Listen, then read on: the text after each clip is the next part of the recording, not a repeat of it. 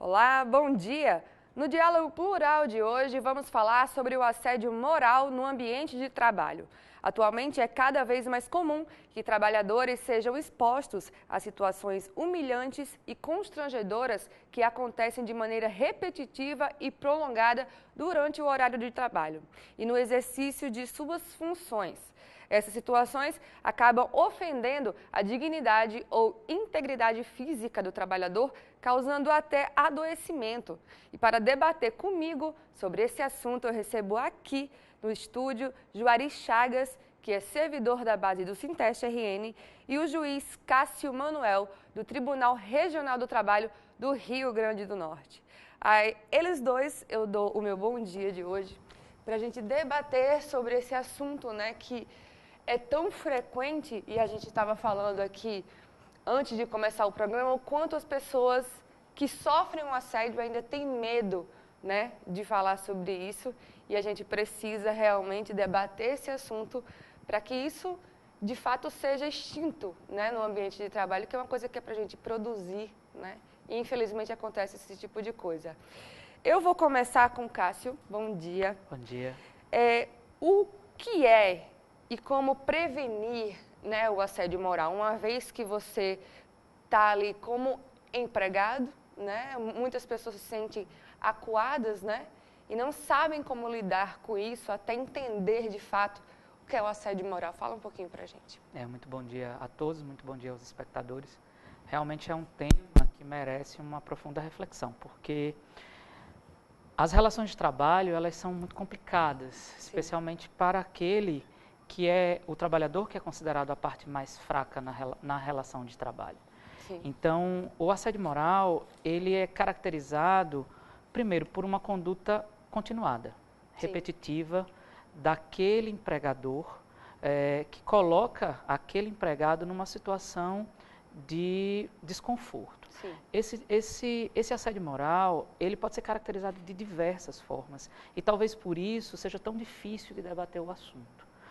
O que a gente consegue observar, tanto na literatura quanto nos casos práticos que chegam ao tribunal, é que se percebe muitas vezes que o assédio moral ele é caracterizado quando o empregador ele se vale da condição de superior para constranger aquele indivíduo. Sim. Ele vai minando a confiança daquele trabalhador, a autoestima, a utilização de apelidos, jargões depreciativos, cobranças excessivas de metas, mas de uma maneira muito imperativa, que vai minando a confiança daquela pessoa, vai fazendo com que ela se considere uma pessoa menor, sim, inferior ou até mesmo incapaz.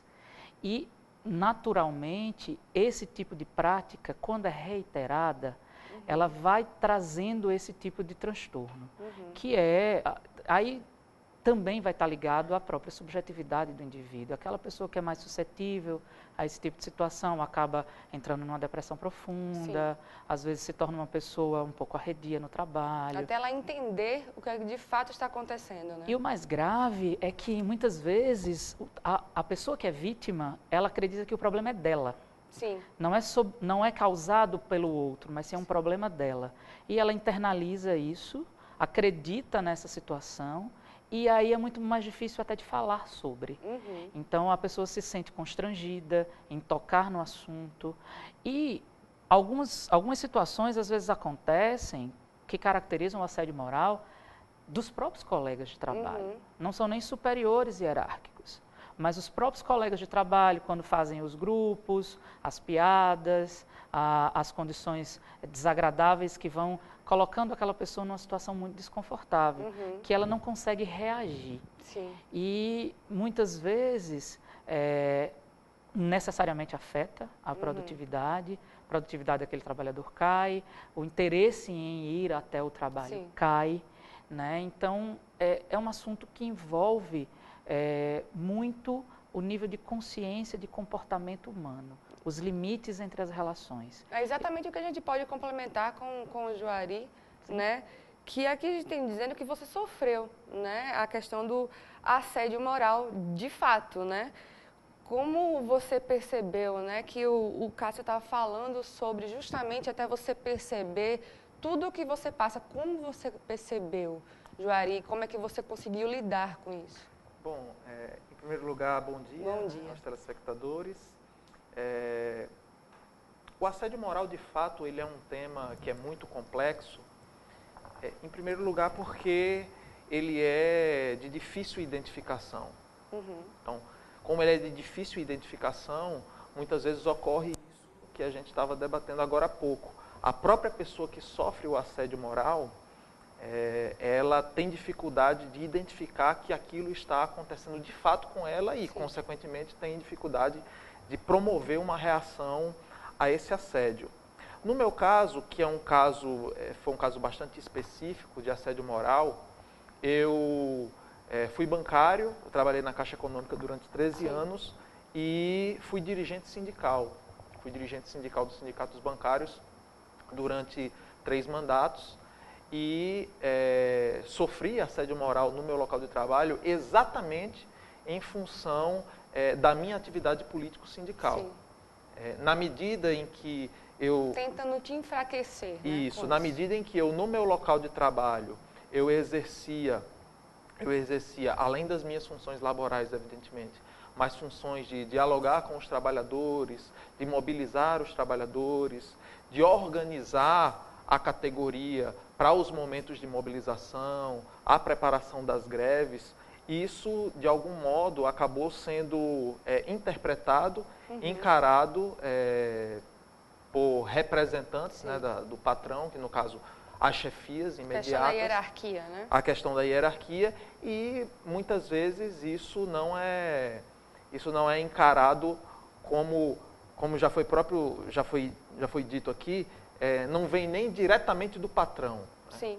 Ou seja, diretamente daquele que detém a relação do vínculo empregatício, mas daqueles representantes, das chefias imediatas, dos gerentes, dos superintendentes. E no meu caso o que aconteceu foi isso.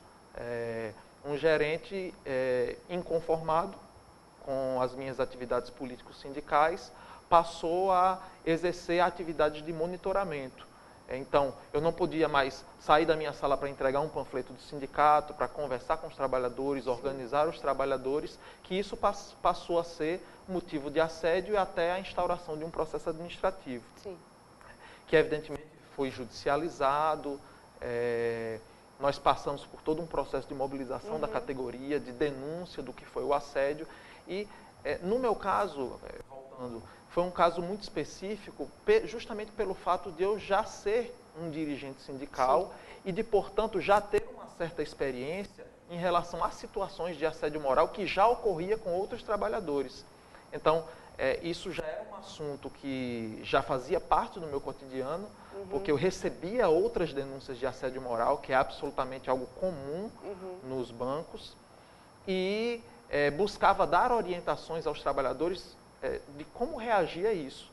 Então, para mim, e aí, por isso que é um caso tão específico, foi mais fácil de identificar, porque, na verdade, eu já tinha essa experiência em relação aos outros trabalhadores e, portanto, na minha condição de dirigente sindical, tive uma capacidade muito maior de articular as entidades de defesa dos trabalhadores para se contrapor a tudo isso, a responder de forma mais organizada.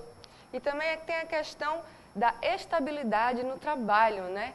E a gente vai continuar falando sobre isso, até porque eu também já sofri assédio moral e a gente tem muito para falar sobre esse assunto hoje. Fica com a gente um minuto, a gente já volta.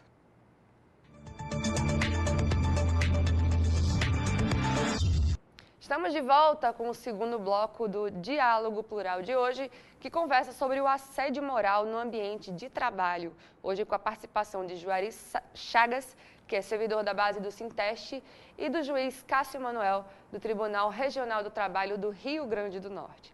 Tantas pessoas implorando por um emprego, seja ele qual for, para poder ter um pouco de renda, né? E se vê numa situação, né, de assédio moral. Torna mais difícil, né, a existência de abusos que configurem o assédio moral. Como é que você vê isso da pessoa que está lá nos seus 5, 6 anos de empresa, passando por isso num momento de crise? E aí? Realmente, esse é um grande dificultador, né? A pessoa que se vê vulnerável a essa situação, primeiro, ela pensa no futuro. Sim. Né? É muito difícil você reagir a uma situação dessa, primeiro porque para muitos sequer existe, né?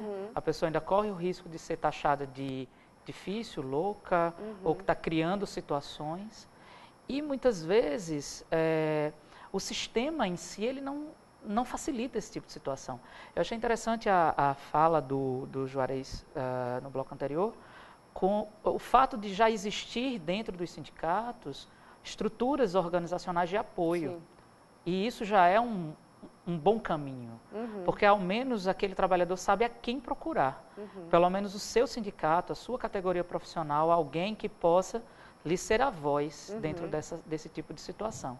Porque muitas vezes o silêncio ele contribui para o prejuízo. Sim. Porque os sintomas do assédio moral, muitas vezes eles são mais psíquicos do que físicos. Sem dúvida.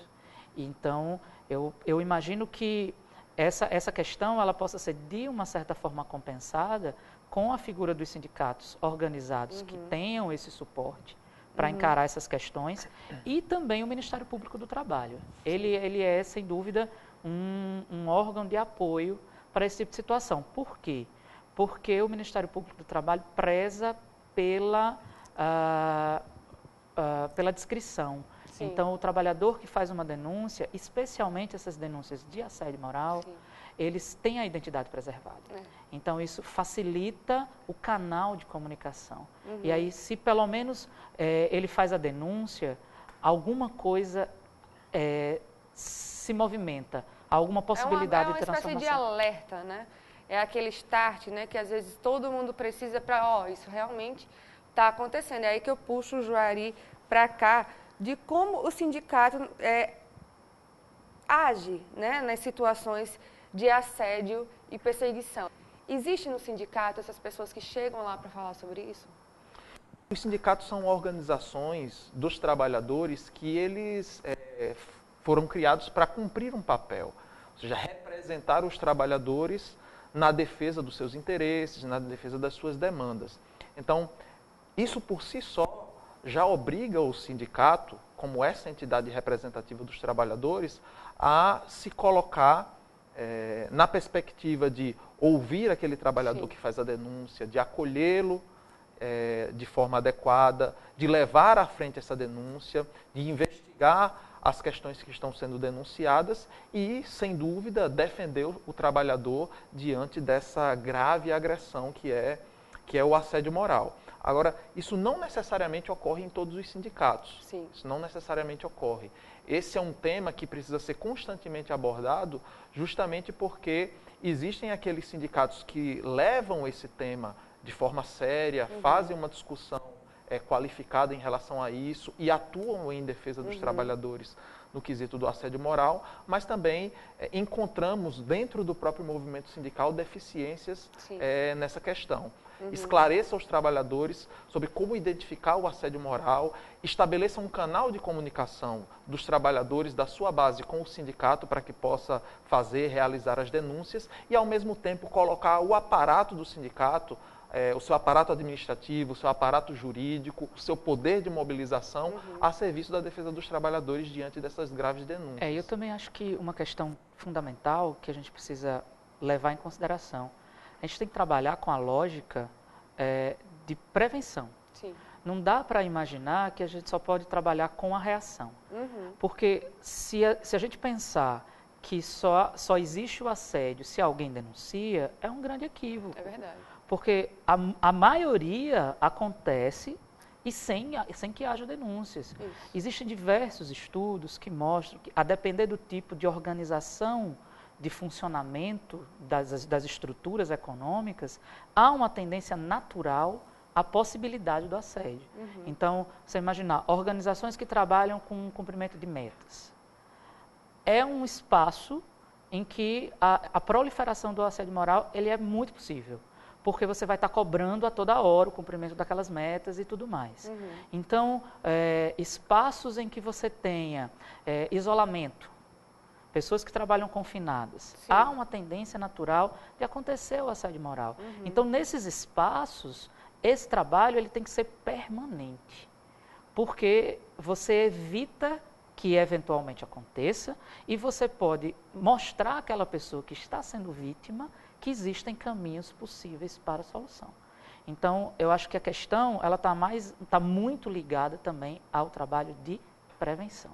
Então, trabalhos como o que vem sendo desenvolvido agora pelo Tribunal Regional do Trabalho, no âmbito nacional, capitaneado pelo TST, que é o Abril Verde. É uma campanha específica sobre acidentes de trabalho e doenças ocupacionais. Sim. Então, é você falar sobre o assunto abertamente, discuti-lo e trazer informações para as pessoas. Então seria também aí um lugar específico para as pessoas que estão em casa e de repente não tem um sindicato, não tem alguém que possa conversar, o tribunal está abrindo essa porta, né? Sim, exatamente. Existem comissões, grupos de trabalho que se dedicam a discutir o assunto, a levar essas temáticas para as empresas, porque muitas vezes, e aí a gente precisa pensar sobre o todo, muitas vezes não é a estrutura organizacional, é o indivíduo.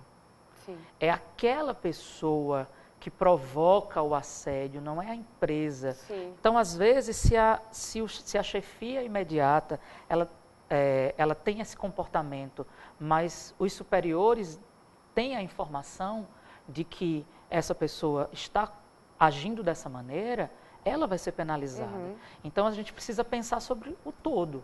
Não dá para fazer uma análise muito específica. E se a gente esperar que o resultado só ocorra quando houver a provocação, nesse tipo de situação é muito complicado. Vamos continuar a falar sobre esse assunto.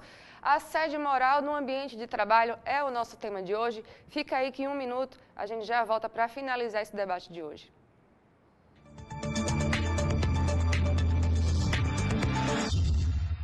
Voltamos com o terceiro e último bloco do Diálogo Plural de hoje, que fala sobre o assédio moral no ambiente de trabalho. Hoje contamos com a participação de Juari Chagas, que é servidor da base do Sinteste-RN, e do juiz Cássio Manuel, do Tribunal Regional do Trabalho do Rio Grande do Norte. Cássio, quais as providências, né, administrativas? Você estava falando no bloco anterior sobre a questão do tribunal, né, do Abril Verde, não é isso? Que as pessoas podem aí chegar e, né, falar, no caso, quando não tenham sindicatos para falar sobre isso, quais as providências administrativas e judiciais que um trabalhador pode adotar, né, para conter o assédio e buscar reparação pelos danos sofridos? Porque aí, uma vez que você fala, o medo da pessoa é que o chefe, de repente, fique sabendo que não foi daquele jeito, que não é bem assim, e sempre a pessoa sai como o errado da história, né? Fala um pouquinho pra gente sobre isso. É verdade. Bom, providências administrativas, a grande maioria das vezes, tem o espaço do sindicato para se valer. O Ministério Público do Trabalho também é um órgão que vai atuar nesse tipo de situação.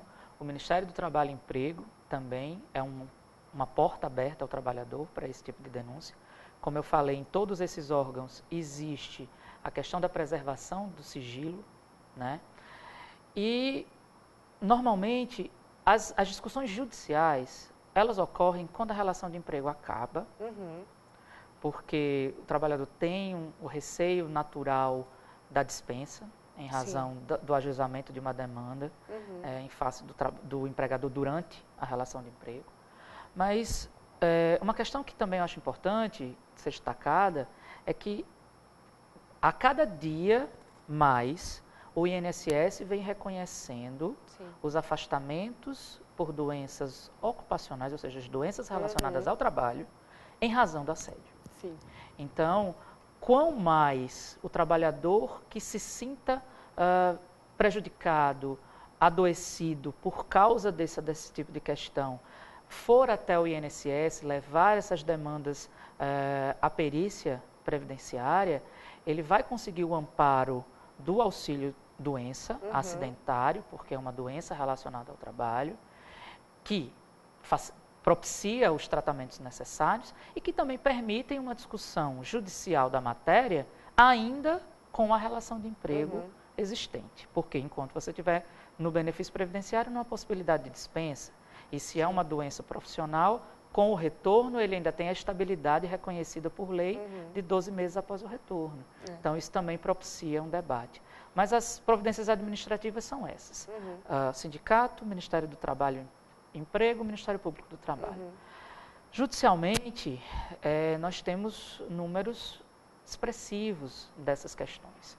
Ainda se tem uma dificuldade de diferenciar o assédio moral do dano moral específico, que nós já conversamos sobre o assunto em relação ao assédio dessa questão continuada, mas judicialmente existem mecanismos importantes para se discutir e se responsabilizar a empresa e o chefe imediato, para que realmente a pessoa tenha, porque a reparação por dano moral, ela nunca vai restituir a condição pessoal do indivíduo. É aí que eu posso entrar, para que as pessoas em casa não fiquem me cobrando, né? Como eu falei que sofri o assédio moral, eu posso dizer que isso aconteceu comigo. Eu tive que ser afastada realmente porque comecei a ter síndrome do pânico por causa disso. E quando eu fui demitida, eu fiquei com um sorriso tão grande que meu ex-marido olhou para mim e fez: eu nunca vi uma pessoa tão feliz em ser demitida como eu fiquei na época. Realmente seria cômico se não fosse trágico, né? E aí que eu passo para o Juari, que é que tipo, né, de doenças e transtornos, né, psicológicos mais acometem quem sofre o assédio moral e como é que se comprova, de fato, esse assédio moral, né? Bom, eu acho que antes de tratar exatamente desse tema do adoecimento mental em relação ao assédio, é muito importante que a gente compreenda o quanto o momento que a gente vive hoje, ele propicia esse tipo de prática e, evidentemente, como isso repercute sobre o trabalhador. Como já foi falado aqui, nós vivemos num momento de crise, né? E é exatamente nesse momento de crise econômica, em que cada vez mais os patrões e as empresas, elas buscam como forma de sair dessa lógica da crise, aumentar o nível de exploração sobre o trabalho, ou seja, exigir mais do trabalhador e cada vez mais lhe conceder menos vantagens, menos direitos. E isso, desde uma lógica macro do que é o sistema capitalista, num momento de crise, isso faz com que nas empresas existam, não necessariamente orientações claras, orientações nítidas, explícitas de assédio moral, mas orientações de aumento do ritmo, de aumento dessa produtividade do trabalho, que faz com que essas chefias imediatas, esses gestores intermediários, eles avancem sobre os trabalhadores para exigir deles algo que é muito superior à sua capacidade de produzir sem que haja um dano, como é o caso da agressão por assédio moral. Então, por isso que é tão comum. E é exatamente dentro dessa lógica que isso repercute do ponto de vista psicológico, do ponto de vista mental dos trabalhadores. Porque essa prática continuada, o assédio sendo realizado de uma forma contínua, isso faz com que os trabalhadores eles se sintam incapazes, que eles se sintam perseguidos e aconteça exatamente isso que aconteceu com você. Essa vontade de não estar no local do trabalho, de simplesmente achar que você não consegue fazer aquele trabalho, exatamente, que o problema que não consegue, é com você. Assim que como... o problema é com você e até mesmo de sentir a felicidade de ser demitido porque não aguenta mais aquela situação dentro do local de trabalho. Então, uma coisa que aparece, que se coloca no nível da aparência, em uma situação em que o trabalhador está cometido de uma doença psicológica, na verdade, ele tem uma relação muito profunda com o momento que a gente está vivendo hoje e com essa lógica de aumento da exploração do trabalho que hoje existe e que, infelizmente está presente também no serviço público. Não é exclusivo do setor privado. Isso está presente no serviço público cada vez mais e é exatamente por isso que a gente identifica tanto o assédio moral dentro do serviço público. A gente, infelizmente, está caminhando para o final do nosso programa de hoje sobre um tema, né, que mereciam horas e vários outros dias para a gente discutir sobre isso. Mas eu vou tentar passar essa pergunta para os dois para a gente tentar finalizar, né? Que vocês acreditam que a nova legislação trabalhista pode propiciar ambientes de maior assédio? O que é que vocês acham? Bom, eu não tenho dúvida Eu não tenho dúvida que sim, porque essa legislação trabalhista, que na verdade, na prática significa... Não favorece o trabalhador. Que não né? favorece o trabalhador e que na prática significa o fim da legislação trabalhista, Sim. que elencou uma série de garantias consolidadas na CLT, infelizmente coloca o trabalhador sob uma situação em que, com o aumento da terceirização, do trabalho precarizado, da redução de direitos, da constante ameaça de desemprego, do trabalho temporário, isso faz com que, cada vez mais, a ameaça do desemprego se coloque dentro da rotina de trabalho. E é justamente essa ameaça do desemprego que é muitas vezes apresentada, colocada para o trabalhador e que desencadeia uma violência como é o assédio moral. Porque se o trabalhador não faz aquilo que os empregadores, que os chefes fazem exatamente daquela forma, com aquele ritmo de trabalho, que muitas vezes é desumano, desproporcional, isso é colocado dentro dessa lógica com a disjuntiva de ou você faz isso ou você é colocado para fora, porque tem muita gente lá fora que está querendo, adoraria estar no seu lugar de ultra explorado. Então, essa legislação, na verdade, não vai beneficiar em absolutamente nada. O que vai é intensificar essa prática do assédio moral e a única forma de se contrapor a isso, na minha opinião, é claro, buscar esclarecer os trabalhadores, tornar públicas as denúncias, mobilizar todo esse aparato jurídico do sindicato para que possa responder a tudo isso, mas principalmente a organização e a luta coletiva. Cássio, porque eu acho que isso... rapidamente para a gente finalizar, qual a tua posição sobre isso? Bom, eu não sei se... certamente não vai melhorar a situação. Eu não posso afirmar se necessariamente vai piorar em razão da reforma. Sim. Eu acho que o problema maior, ele é organizacional. Ele é maior do que necessariamente a norma. Ele é a forma de comportamento das pessoas em relação dentro do ambiente de trabalho. Então, com maior reforma, com menor reforma, não se modifica a condição de exploração. Então, se a gente não muda esse panorama, a reforma em si ela não nem favorece nem desfavorece, ao meu ver. Sim. Agora, certamente, a gente precisa ter uma grande certeza em relação ao assédio. Precisa se falar sobre. Sim. É um assunto que ele precisa ser falado, precisa ser explorado, precisa ser debatido. Quanto mais, melhor. Sim. Porque existem diversas formas e cada ser humano responde diferente ao estímulo. E o programa de hoje fica por aqui. Se você quiser mais informações sobre esse assunto e tantos outros que a gente fala aqui no Diálogo Plural, acompanhe as atualizações no nosso Instagram, pelo @SintestRN, no nosso site, o www.sintestrn.org.br ou na nossa página do Facebook, que é o facebook.com/SintestRN. A você um ótimo final de semana e até o próximo sábado, se Deus quiser. Tchau, tchau.